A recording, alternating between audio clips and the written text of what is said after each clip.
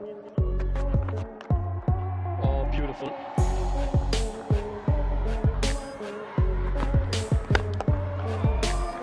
Oh, excellent. But yeah, look, there's a few positives there with the ball. I felt like, obviously Darren bowled really well, made the most of the swinging conditions. But yeah, I thought we were 10 15 short.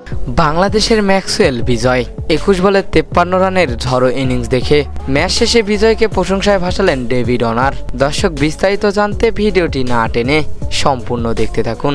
বাংলাদেশের দলের হয়ে আন্তর্জাতিক কোনো match খেলতে পারছেন না এনামুল হক বিজয়। খারাপ পারফরমেন্সের জন্যই দল থেকে তাকে বাদ দেওয়া হয়েছে এবং যার প্রভাবটা আমরা দেখতে পেরেছি গত বিপিএলেও। দল তো পেয়েছেন, কিন্তু কোনোভাবেই নিজের ব্যাটিং ঝলক দেখাতে পারেনি উইকেট কিপার এই ব্যাটসম্যান। তবে এবার জিম আফরান টি10 লিগে যেন এক রেকর্ড করে ফেললেন এনামুল হক বিজয়।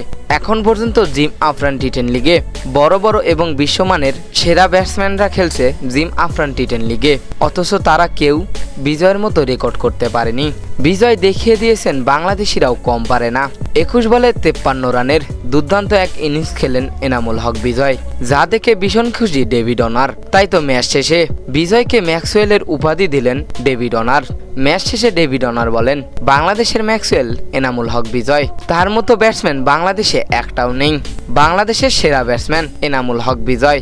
এবং ম্যাচ শেষে সংবাদ সম্মেলনে বিজয়কে প্রশংসায় ভাসাতে থাকেন অস্ট্রেলিয়ান তারকা ক্রিকেটার ডেভিড অনার।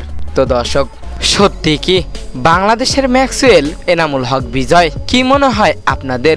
জানিয়ে দিবেন এ বিষয়ে আপনাদের গুরুত্বপূর্ণ মতামত আমাদের ভিডিওর কমেন্ট বক্সে। এতক্ষণ আমাদের সঙ্গে থাকার জন্য অসংখ্য ধন্যবাদ।